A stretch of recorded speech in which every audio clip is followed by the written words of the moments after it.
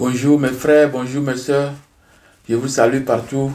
Je vous salue mes frères, vous tous qui habitez sur la terre tout entière. Vous que je ne voyais pas, je vous salue, recevez mes salutations. C'est votre frère Ré. Je suis là pour m'entretenir encore avec vous pendant quelques temps. Oui, c'est le message qui nous apporte la lumière. Je suis là aujourd'hui encore pour la deuxième partie du message que j'ai commencé il y a une semaine de cela. L'équinoxe, un message céleste adressé par l'incréé, Amon-Ra, à toute l'humanité entière. Voilà le message, le dénommé d'aujourd'hui. Oui, vous n'êtes pas sans savoir qu'on a déjà commencé la première partie. Voilà, je vais commencer toujours, comme vous le savez. Je vais débuter par des passages bibliques.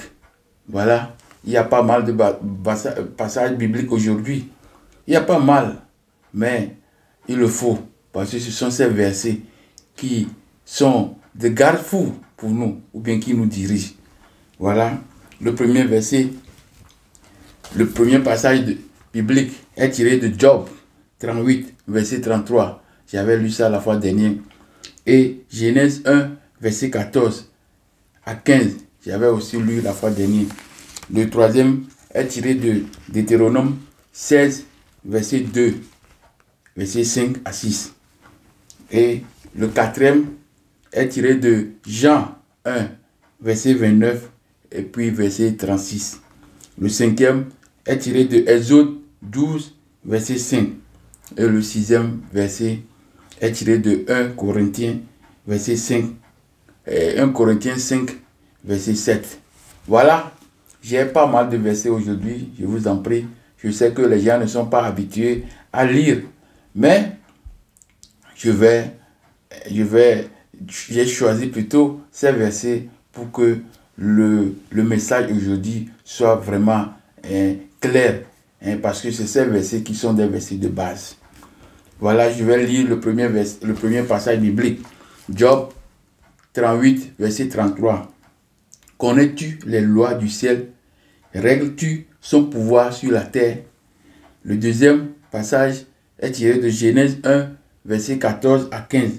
Dieu dit qu'il y ait des luminaires dans l'étendue du ciel pour séparer le jour avec la nuit, que ce soit des signes pour marquer les époques, les jours, les années, et qu'ils servent de luminaires dans l'étendue du ciel pour éclairer la terre, et cela fut ainsi. Le troisième passage est tiré de Deutéronome 16, versets 2 et 5 à 6. Tu sacrifieras la Pâque à l'Éternel ton Dieu, tes victimes de menu et de gros bétail dans le lieu que l'Éternel choisira pour y faire résider son nom. 5.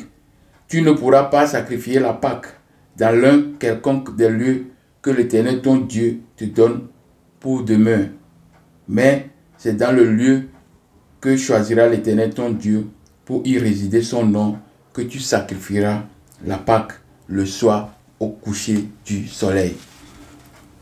Le quatrième est tiré de Jean 1, versets 29 et 36. Le lendemain, il vit Jésus venant à lui et il dit, il est mis pour Jean-Baptiste. Voici l'agneau de Dieu qui ôte le péché du monde. Et au verset 36, et ayant regardé Jésus qui passait, il dit, voilà l'agneau de Dieu. C'est Jean-Baptiste qui parle. Le cinquième verset est tiré de Exode 12, verset 5. Ce sera un agneau sans défaut, mâle, âgé d'1 an. Vous pourrez prendre un agneau ou un chevreau. Et le dernier passage biblique est tiré de 1 Corinthiens 5, verset 7. Faites disparaître le vieux levain, afin que vous soyez une pâte nouvelle, puisque vous êtes sans levain, car Christ, notre Pâque, a été immolé. Voilà les 6 versets bibliques qui vont nous servir de base, de route pour ce message. La deuxième partie de l'équinoxe, un message céleste adressé par l'incréé Amon-Ra à toute l'humanité entière. Voilà le dénommé. Donc, je passe pour dire quelques mots sur les versets bibliques que j'ai choisis pour nous accompagner pendant cette étude. Job 8 et Job 38, verset 33. Connais-tu les lois du ciel? Règles-tu son pouvoir sur la terre? Voilà, vous connaissez, j'ai déjà expliqué. Mais la parole dit, connais-tu les lois du ciel? Parce que ça veut dire qu'il y a des lois qui sont écrites dans le ciel. Et ces lois, on dit, est-ce que tu règles son pouvoir sur la terre? Donc ça veut dire, les lois qui sont écrites dans le ciel ont des pouvoirs, ont des influences sur la terre entière. Donc quand on parle de la terre, c'est la terre est occupée par les hommes, les animaux, les arbres. Vous voyez? Donc, le verset là nous dit déjà qu'il y a des paroles qui sont écrites dans le ciel et que ces paroles ont un effet réel sur la terre. Genèse 1, verset 14 à 15, Dieu dit qu'il y a des luminaires dans l'étendue du ciel pour séparer le jour d'avec la nuit et que ce soit des signes pour marquer les époques, les jours et les années. Donc quand on parle de grands luminaires, on parle de la lune, on parle du soleil, on parle des astres. Donc les deux grands luminaires réels, c'est le soleil et la lune. Et puis les étoiles. Voilà. Les étoiles surtout. Mais ici, le grand luminaire dont il est question, parce que nous sommes dans le texte de Échinos, un message céleste. Donc, le grand luminaire, c'est le soleil.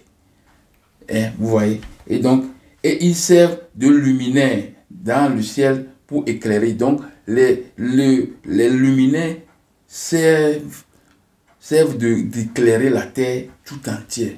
Vous voyez? Quand la terre est éclairée, c'est le soleil, le grand luminaire qui l'éclaire. La nuit, nous avons aussi la lune qui éclaire aussi la terre. Vous voyez? Donc, je passe au point 3, c'est-à-dire le passage 3 Deutéronome 16, verset 2, 5 à 6. Donc, tu sacrifieras la Pâque à l'Éternel ton Dieu. Quand on dit sacrifier la Pâque, ça veut dire on a pris la Pâque comme agneau. Pâque est égal à agneau. Sacrifier l'agneau à l'Éternel. Tes victimes. Donc quand on parle de la Pâque, on vient de définir ici. Je lis d'abord. Tu sacrifieras la Pâque à l'Éternel ton Dieu. Tes victimes de menu et de gros bétail dans le lieu que l'Éternel choisira pour y résider son nom. Donc, le sacrifice, c'est la Pâque. Et la Pâque, là, c'est l'agneau. Et on définit que c'est une victime. Ce sont des victimes de menu et de gros bétail. Menu et gros bétail. Menu bétail et gros bétail. Donc, on parle de l'élevage. C'est-à-dire les animaux qui sont là. Il y a des menus, des petits, et puis des gros bétail. Gros bétail, quand on parle des vaches, de tous ces consorts qui sont vraiment géants, de grands cheptels. Vous voyez? Donc tu ne pourras point sacrifier la Pâque dans l'un quelconque des lieux que l'Éternel ton Dieu te donne pour demain. Donc, mais c'est dans le lieu que choisira l'Éternel ton Dieu pour y résider son nom, que tu sacrifieras la Pâque le soir au coucher du soleil. Donc, je lis le verset 5. Tu ne pourras pas sacrifier la Pâque n'importe où. Tu ne peux pas manger, tu ne peux pas sacrifier l'offrande qui est l'agneau. Là, tu ne peux pas le faire n'importe où. Parce qu'on t'a donné une demeure, une grande habitation, un grand lieu, un grand paysage. Donc, vous habitez là-bas. Donc, mais il est interdit que tu fasses ce sacrifice, cette offrande, que tu le fasses à l'Éternel n'importe où. Donc, un lieu est choisi, précis, que vous allez partir là-bas faire le sacrifice. Donc, et le sacrifice se fera quand?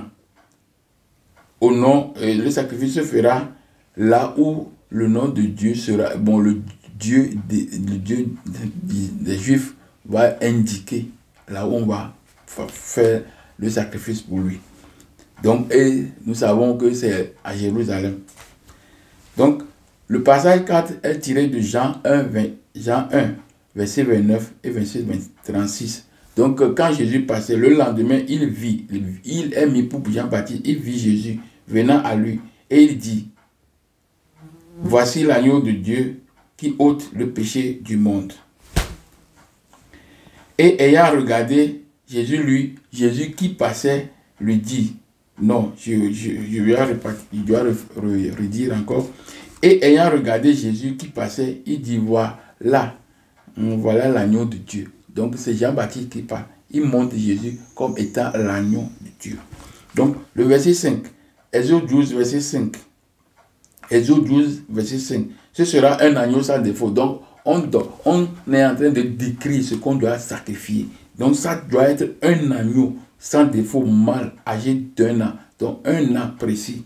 Donc vous pourrez prendre un agneau ou un chevreau. Donc on a bien déterminé l'offrande, le sacrifice, la Pâque, c'est-à-dire l'agneau qui doit servir de sacrifice. On vient de le décrire dans ce verset 12, et dans ce chapitre 12 des autres, verset 5. Donc le dernier passage, c'est 1 Corinthiens 5, verset 7.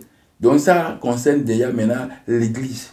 L'Église, voilà. Donc faites disparaître le vieux levain, afin que vous soyez une pâte nouvelle, puisque vous êtes sans levain, car Christ notre Pâque, comme on a déjà, Christ notre Pâque a été illumé et immolé, comme on a déjà dit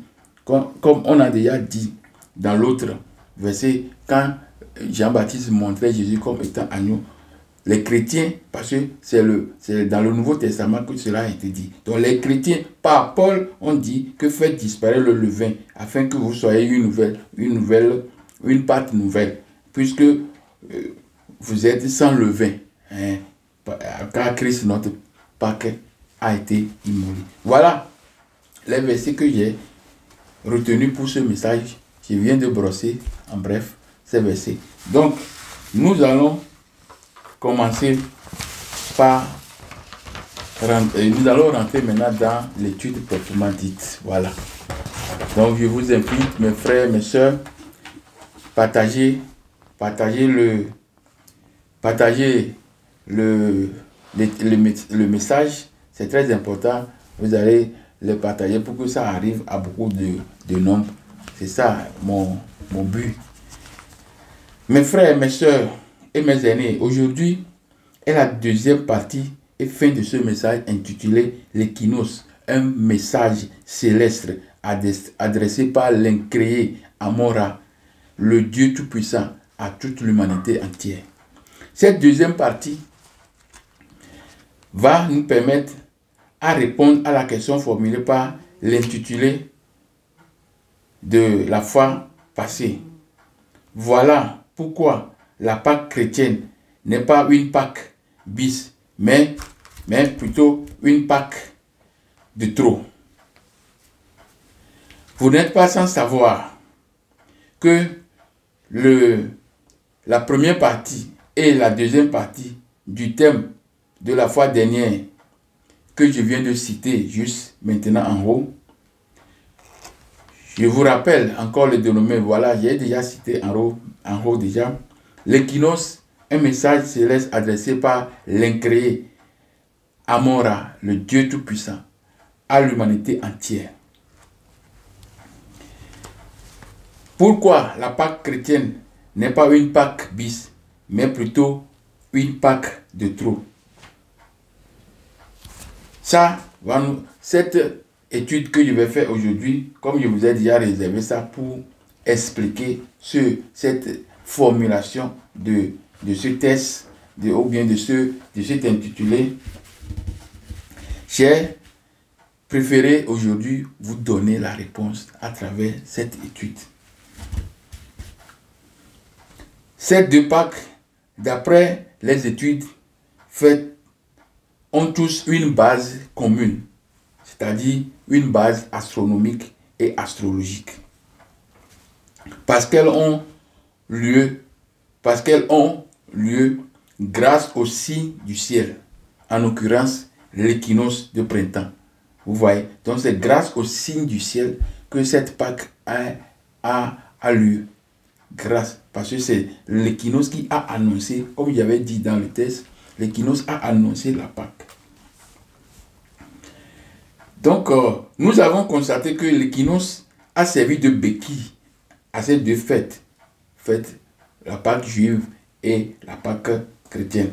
Cet événement planétaire, depuis des temps immémoriaux, a fait l'objet de fêtes, de célébrations par tous les peuples et nations de la terre entière. Mais d'après l'histoire moderne, la Pâque, pourtant liée à l'équinoxe de printemps, est devenue uniquement qu'un événement purement religieux.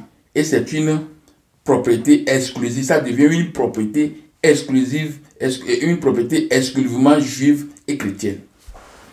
Ce qui est absurde quant à l'histoire primitive ou lointaine de cette Pâque. Je rappelle que la Pâque juive a lieu exactement à la pleine lune, suivant l'équinoxe de printemps. Et la Pâque chrétienne, quant à elle, a lieu le premier dimanche qui suit la pleine lune de l'équinoxe de printemps. Donc par là, nous connaissons bien leur origine ou bien leur provenance. Donc quand on parle de l'équinoxe de printemps, l'équinoxe de printemps a lieu au 1er mars. L'équinoxe de printemps a lieu au 1er mars. Vous m'excusez. L'équinoxe de printemps a lieu au 1er mars. Et pas au 1er mars. Vous m'excusez toujours. Hein? Vous m'excusez toujours. L'équinoxe de printemps a lieu en 21 mars. Donc 21 mars.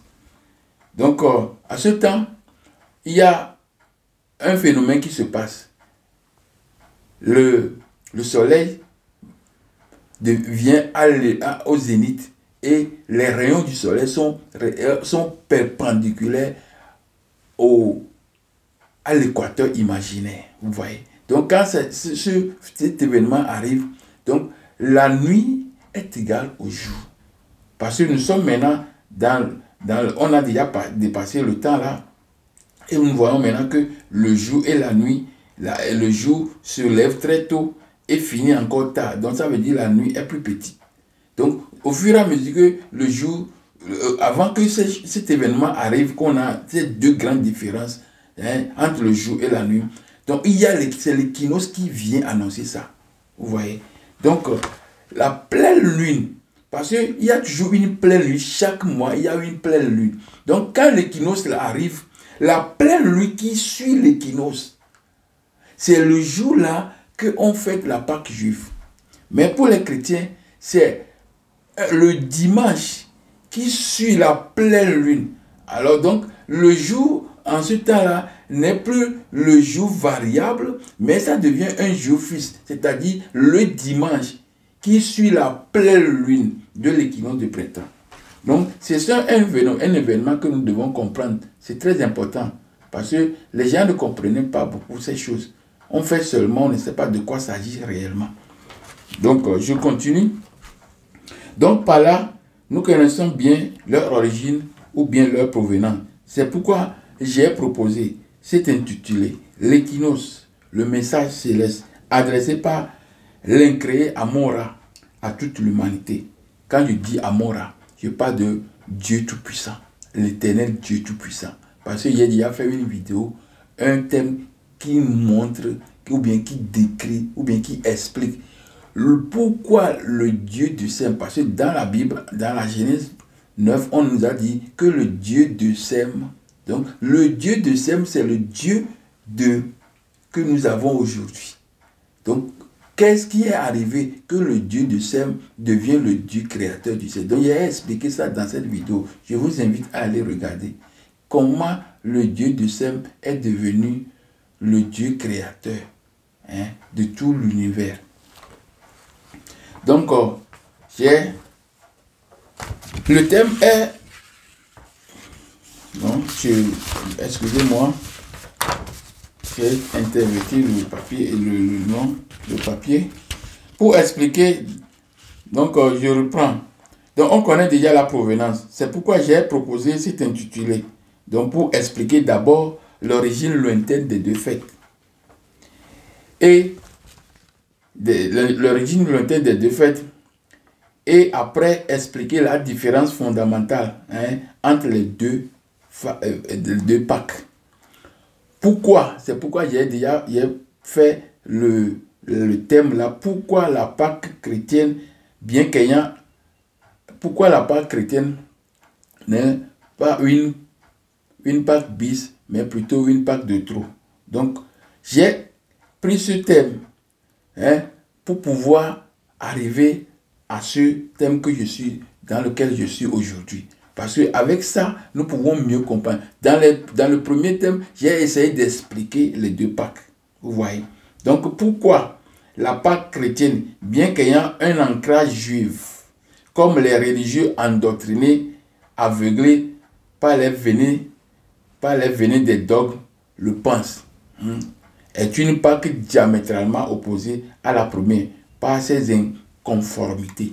Donc je vais essayer de relire cette partie parce que je dis que c'est pourquoi j'ai proposé cet intitulé l'équinoxe, le message céleste adressé par l'incréé Amon-Ra à l'humanité tout entière, pour expliquer d'abord l'origine lointaine de ces deux fêtes, Pâques juive et Pâques chrétienne, et après expliquer la différence profonde entre ces deux Pâques.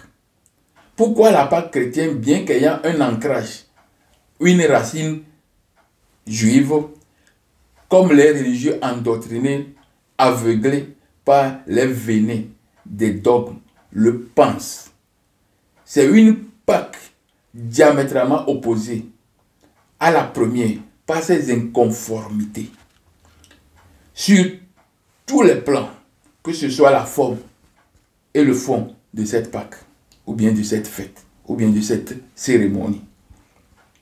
Pour avoir une explication nette à cette différence, je propose un tableau récapitulatif sous forme de tic-tac, où nous pouvons voir ou lire un événement de la Pâque juive à côté de la Pâque chrétienne. Un tableau que j'ai minutieusement monté pour cette étude. Avant de continuer cette partie de l'étude, j'aimerais d'abord commencer par la différence lexicale de ce mot Pâques, c'est-à-dire Pâques sans S et Pâques avec S. Donc, la Pâque sans majuscule désigne par extension l'agneau de Pâques. C'est ça que j'ai expliqué au début dans les passages bibliques que j'ai retenus pour le message. La Pâque sans majuscule désigne par extension l'agneau de Pâques ou l'agneau pascal. On mange la Pâque. On mange la Pâque. Cette expression veut dire manger l'agneau. La Pâque est égale à l'agneau. La Pâque, non pluriel, avec une majuscule, est la fête solennelle célébrée chaque année en mémoire de la résurrection de Jésus, mort, et la résurrection de Jésus, qui s'est offert en sacrifice au moment de la Pâque juive.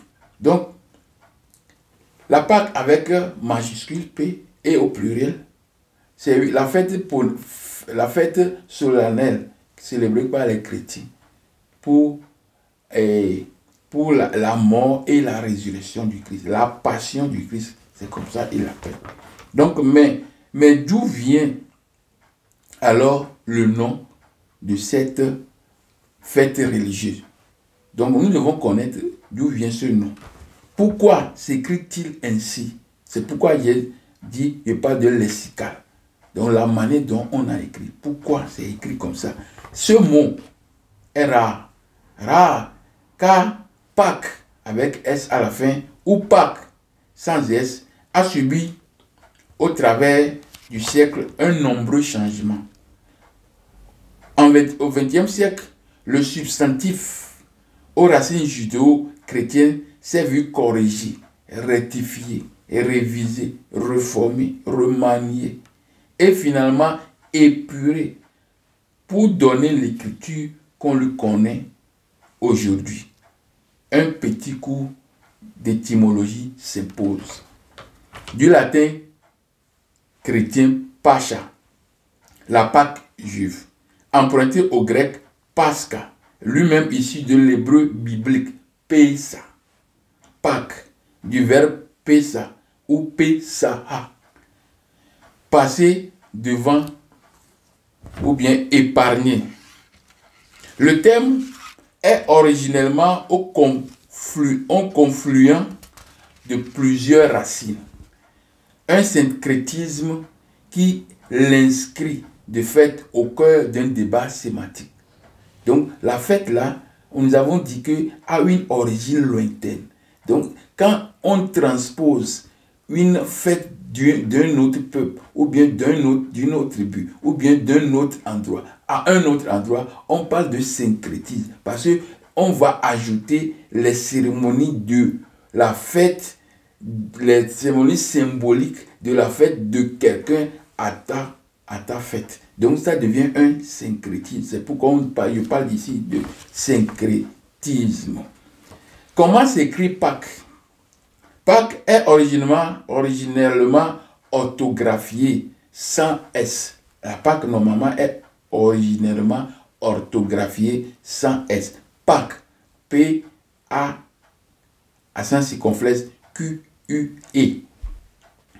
Ou le passage de la mer Rouge par le peuple hébreu, tel qu'on a narré dans le livre de l'Exode, mais également agneau pascal, c'est-à-dire il est aussi considéré comme agneau pascal, animal que l'on sacrifie lors de la cérémonie. Et apôtre Paul reprit le symbole agneau pascal et l'applique à Jésus et deviendra notre Christ l'agneau pascal. Et l'écriture alors, et l'écrit alors avec S à la fin. Donc quand il a transposé cette fête juive, cette manière de faire l'agneau, la Pascal, quand il a transposé sur Jésus, comme Jésus devient l'agneau, il a mis S à la fin. Donc Pâques avec S à la fin, la représentation de Jésus, Christ qui versera son sang pour le salut de l'homme, supposé esclave du péché. C'est ainsi au cours des siècles, d'abord Pâche, P-A-S-C-E-S,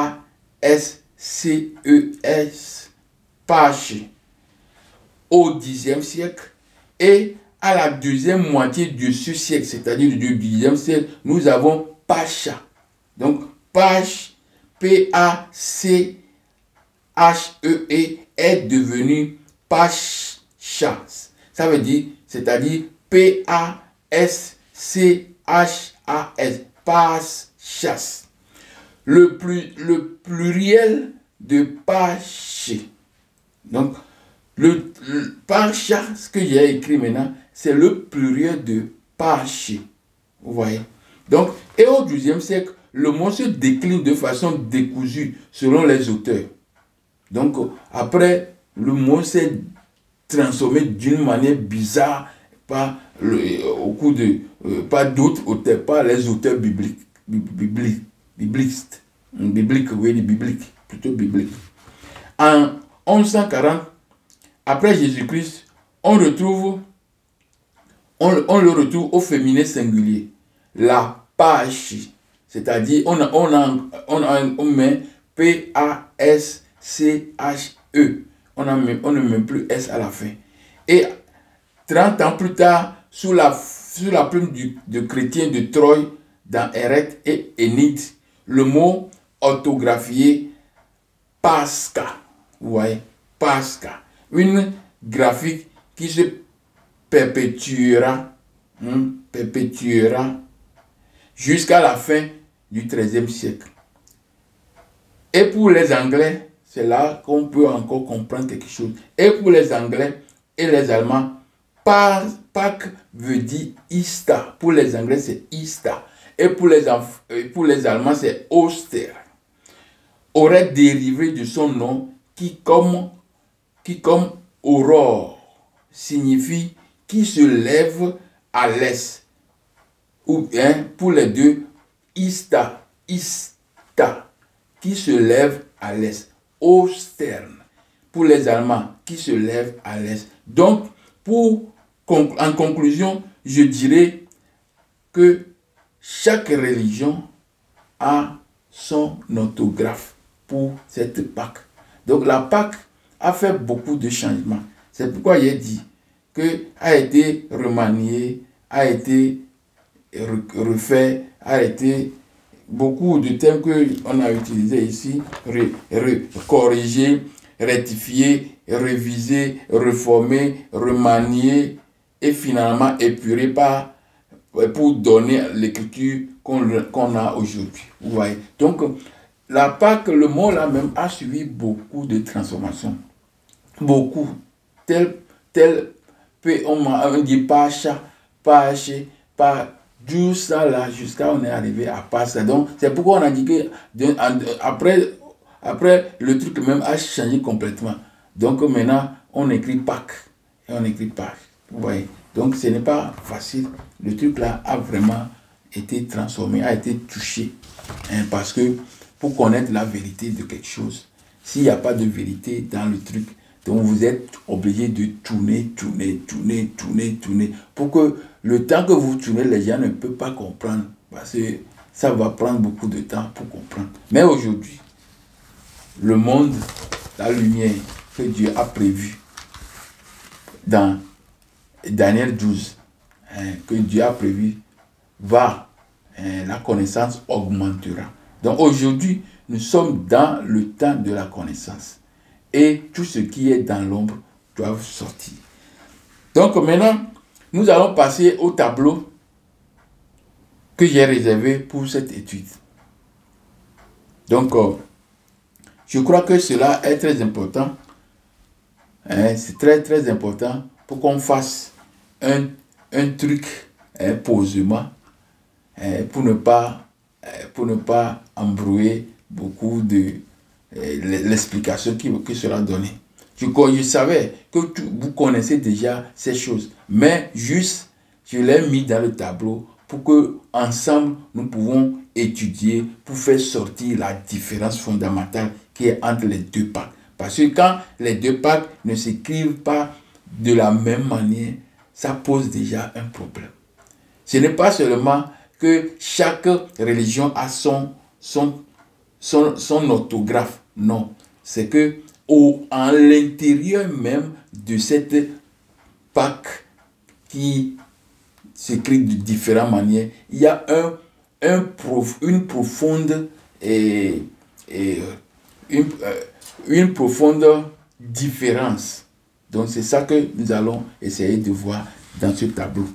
Donc, Pâques juive. Dans le tableau, j'ai Pâques juive et j'ai Pâques chrétienne. La Pâque juive a lieu le 14e jour du mois de Nissan. Mois des épis, mois Abib, ou au premier jour de la semaine des pains sans levain. Donc, je n'avais pas expliqué la fois dernière la semaine des pains sans levain. Il y a une semaine pour les pains sans levain où on ne va pas manger le levain. Et le levain ne va pas partir de des choses. Donc, le grain là, orgue et ses consorts qui produisent la fermentation, on doit exclure ça dans leur repas. Donc la Pâque juive a lieu le 14e jour du mois de Nissan, mois des épis, ou au premier jour de la semaine des pains sans levain. Donc le premier jour de la semaine sans levain, c'est la Pâque. C'est la Pâque. Et c'est quand? C'est à la pleine lune de l'équinoxe de printemps. Vous voyez, la pleine lune de l'équinoxe de printemps. Donc le jour est fixe. Vous voyez, le jour est fixe. 14e jour, la pleine lune de l'équinoxe de printemps. Donc je vais lire un verset biblique. Nombre 28, verset 16 et verset 18. Le premier mois, le 14e jour du mois, ce sera la Pâque de l'Éternel. Vous voyez, ce sera la Pâque de l'Éternel. Maintenant, quand nous prenons la Pâque chrétienne a lieu le premier dimanche qui suit la pleine lune de l'équinoxe de printemps. Donc, vous voyez déjà, il y a un décalage. Donc, l'autre est le jour de l'équinoxe et l'autre, c'est le dimanche qui suit. Donc, quand il y a l'équinoxe de printemps, quand la pleine lune vient, donc eux, ils disent que le premier dimanche qui suit. Donc, la pleine lune aura lieu. Maintenant, on va attendre. Si la pleine lune est le lundi, alors on va attendre encore dimanche pour fêter la Pâque. Mais si la pleine lune est lieu le samedi, donc on peut fêter dimanche la Pâque. Vous voyez? Donc, c'est comme exemple de l'élection américaine. J'ai voulu donner ça à la fois dernière, mais j'ai oublié. Donc, on dit que l'élection a lieu au mois de novembre. Au mois de novembre. Mais quand au mois de novembre, le mardi qui suit le premier lundi. Vous voyez? Donc, on rentre, l'élection est définie au mois de novembre pour les Américains. Mais quel jour? Le jour qui est mardi, qui va suivre le premier lundi. Donc, si il rentre dans le premier jour, le premier lundi, tombe sur 4. Donc, le mardi qui suit directement, il y a l'élection. Maintenant, si le premier jour tombe sur un mercredi, alors le mardi est déjà passé. Donc, ils doivent attendre 6 jours après pour faire l'élection.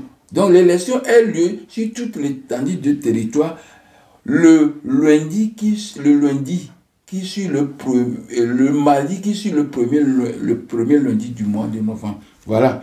Donc, c'est pareil ici pour l'église chrétienne. Le premier dimanche qui suit la pleine lune de l'équinoxe de printemps, c'est ça que le concile de Nicée et le concile de Constantinople ont finalisé ou bien ont adopté.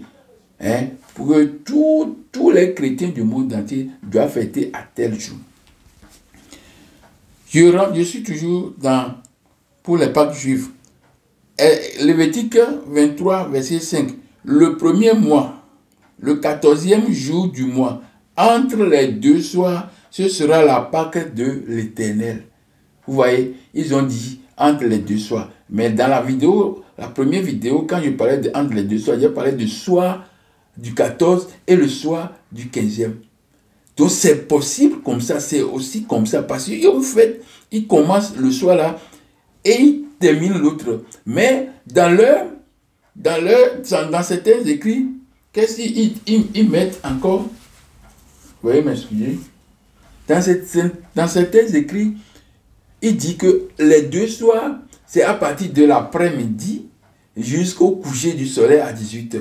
Mais si c'est comme ça, la Pâque, le repas n'est pas lieu entre 15h et 18h. Non, le repas est lieu après l'heure là. Donc, mais on va arriver à ça. Donc, je prends le point B. La date est fixe. La date est fixe. Le jour ne varie pas. Vous voyez, la date est fixe. La date plutôt est fixe. Le jour plutôt varie. C'est ça que je vais dire. Vous m'excusez. La date est fixe. La pleine lune de l'équinoxe de printemps.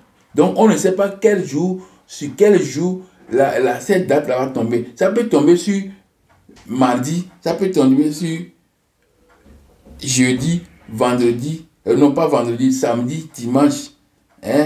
Donc, elle peut tomber sur n'importe quel jour, sauf lundi, mardi et mercredi de la semaine. Vous voyez? Donc, 3 jours-là, il ne tombe pas sur ça. La fête là ne tombe pas sur ça. Vous voyez? Donc, le jour varie, mais la date est fixée. Comme je parle de l'élection de l'Amérique, l'élection en Amérique, quand je parlais de ça, le mardi qui suit le premier lundi. Donc, on attend le premier lundi du mois de novembre et on va chercher le mardi qui va suivre ce premier lundi. On va faire l'élection. Donc, ici, le jour là est déjà fixe. dans la loi, dans l'ordonnance, il y a une fixe. Mais, la date est fixe. Mais le jour peut varier. Mais chez les chrétiens, la date aussi est fixe. C'est-à-dire, il dit que le premier dimanche qui suit la pleine lune. Donc, maintenant, ça ici, c'est toujours le dimanche. Le jour ici est fixe. Et la date aussi est fixe. Par contre, ici, le jour est variable, mais la date est fixe. Chez les chrétiens, la fête, la date est... La date est fixe. Oui, la date est fixe. Et le jour aussi est fixe. Vous voyez? Donc, c'est ça que je voulais vous faire comprendre. Hein, c'est pas facile, mais j'espère qu'en parlant un peu doucement, ça peut arriver, on va comprendre les choses. Donc, ce que nous allons retenir dans ça, c'est que chez les Juifs, la date est fixe. Et chez les chrétiens, la date aussi est fixe. Maintenant, chez les Juifs encore, le jour varie. Mais chez les chrétiens, le jour ne varie pas, il est fixe encore. Donc, quand je dis fixe, ce n'est pas fixe exactement, parce que s'ils doivent fêter ensemble, c'est la pleine lune.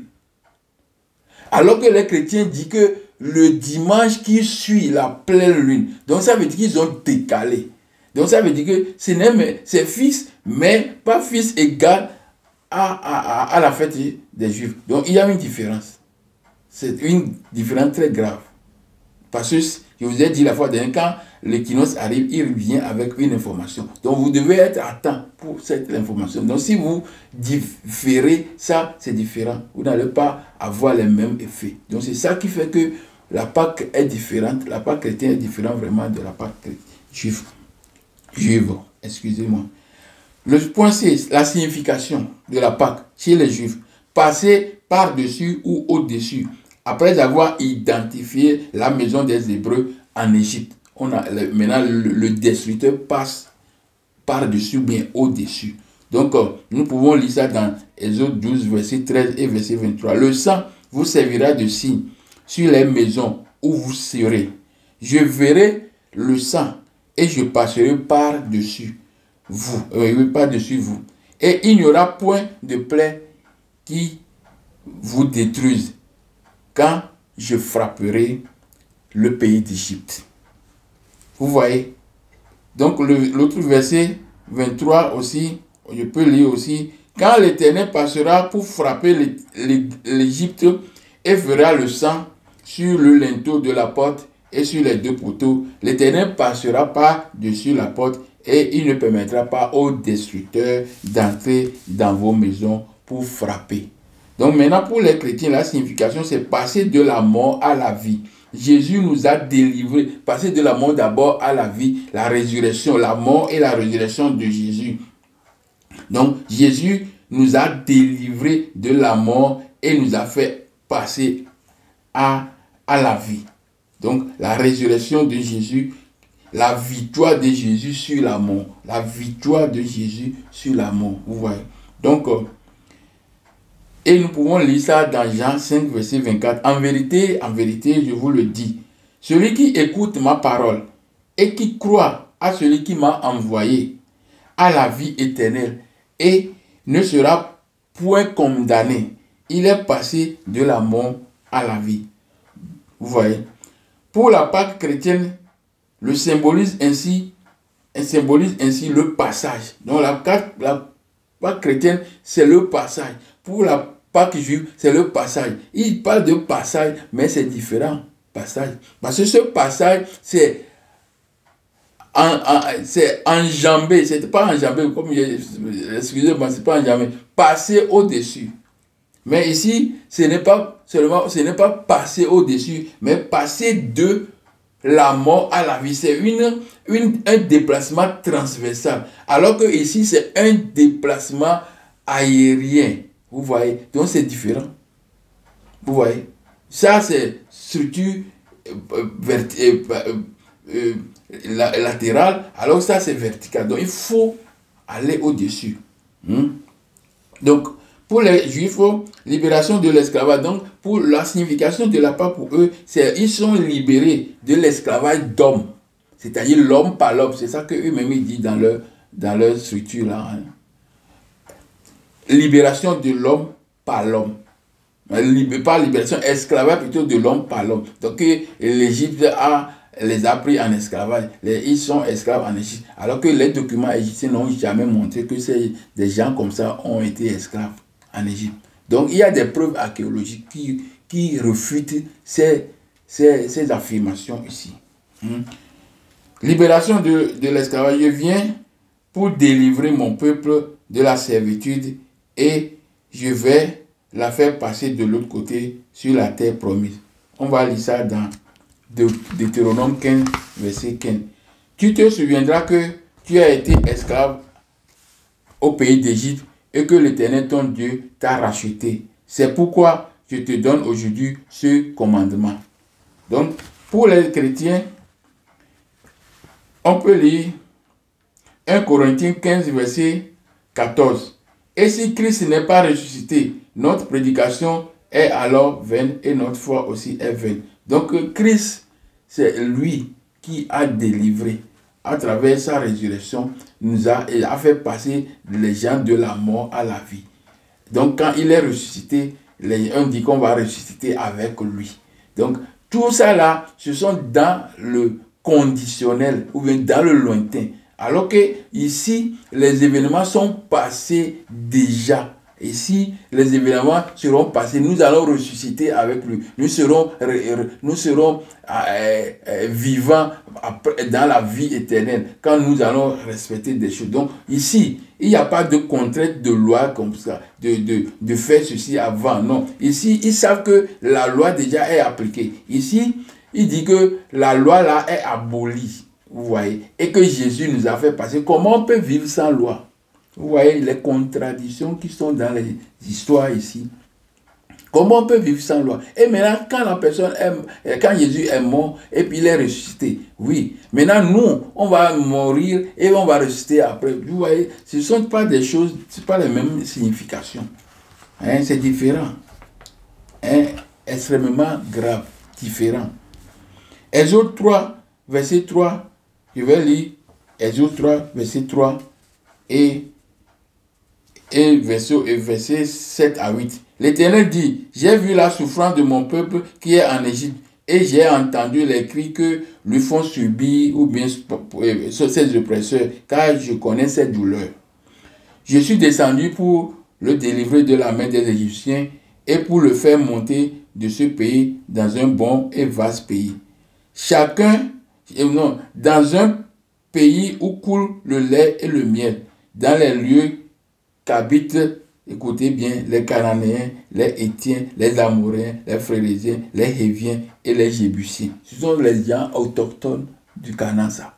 Les enfants du Canaan, c'est comme ça, c'est ça. Les autres que vous allez trouver, Sidon, ces consorts, Gaguésiens, tout ça là, et ce sont les enfants étrangers qu'on a pris. J'ai expliqué ça dans mes vidéos déjà. Hein. Bon. Donc, nous allons partir sur le point D. L'objet. L'objet de la Pâque pour les Juifs, c'est la purification, c'est l'esclavage et les autres. Et plus identité. Donc, ils ont eu leur identité juive pendant ce temps. Avant que le destructeur passe au-dessus, il doit identifier ceux qui sont dans la maison. Et il n'identifie pas le sang. C'est pourquoi les chrétiens aussi ont dit que Jésus a fait couler le sang. Le sang, le sang. C'est le sang qui est l'enjeu du problème ici. Donc, l'objet, c'est la purification, l'esclavage et les autres, et puis l'identité. Donc, Exode 13, plutôt, verset 3. Moïse dit au peuple, souvenez-vous de ce jour où vous êtes sortis d'Égypte, de la maison de servitude, car c'est par sa main puissante que l'Éternel vous en avait fait sortir. On ne mangera point de pain sans levain. Vous voyez, on ne mangera pas de pain sans levain. Maintenant, pour les chrétiens, l'objet, c'est le rachat de l'homme et la délivrance de l'esclavage du péché. L'esclave du péché. Esclavage du péché. Donc nous pouvons lire ça dans Galates 3, verset 13. Christ nous a rachetés de la malédiction de la loi, étant devenu malédiction pour nous. Et 1 Corinthiens 7, verset 23, vous avez été rachetés à un grand prix. Ne devenez pas esclaves des hommes. Ouais. Donc, on dit que ici, c'est l'esclavage des hommes. Vous voyez qu'on vient de mettre ici, esclave des hommes. C'est le terme ici, esclave des hommes. Et ici, on nous dit encore que c'est pour nous libérer du péché, parce que nous sommes esclaves du péché. Quand celui qui dit que on a aboli la loi, automatiquement la personne doit être directement dans le péché, parce que c'est la loi qui protège l'homme. Maintenant, si vous abolissez la loi, alors qu'il n'y a plus de barrière, alors vous êtes déjà dans le péché. Donc, si lui seul a aboli, alors les gens sont encore dans le péché, parce que vous voyez les chrétiens, tout ça là, les gens de ce monde qui ont dit que Jésus nous a libérés du péché. Les gens continuent pas à faire du mal, tricher son prochain, envahir les territoires des gens. Même le fait d'envahir Cana, c'est un péché. Vous voyez, c'est un péché, tout ça là. Jésus est mort pour ça. Mais on continue pas prendre nos terres, nous toutes en Afrique. On continue pas à vendre des armes, on tue, on continue pas à mettre des gens, des pions en Afrique pour dire, vous prenez nos choses, vous dites que vous êtes que Jésus a racheté et que on ne vit pas sous la loi, on vit sous la grâce. Tout ça là, ce sont des choses imaginaires pour endormir un peuple et pour soutirer tout ce qui lui appartient. C'est ça, réveillez-vous. Réveillez-vous. Il est temps. Hein? Il est temps. On ne peut pas parler de grâce. La grâce est pour tout le monde. Il n'y a pas un peuple spécifique. Lui, il aura la grâce. Non. Non, la grâce est pour tout le monde. Et on n'a pas besoin de nos péchés pour avoir la grâce. La grâce est là. Même le soleil qui lui, pour le monde entier. La pluie qui tombe pour tout le monde, c'est pas une grâce, ça. Vous voulez quoi encore? On va aller sur offrande pascale. Donc, maintenant, je vais commencer par offrande pascale, mais je préfère arrêter ici et reprendre la vidéo après. Donc, mes frères, j'espère que nous sommes en train d'évoluer bien et vous suivez bien ce que les explications que je donne. Hein? Donc, j'ai mis les deux bornes, c'est-à-dire la Pâque juive et la Pâque chrétienne. On est en train de les comparer pour voir exactement, pour voir les différences flagrantes, hein? La non-conformité des tests et des attitudes, des attitudes à adopter pendant cette fête. Vous voyez. Donc, je reviens un instant pour continuer ce message encore.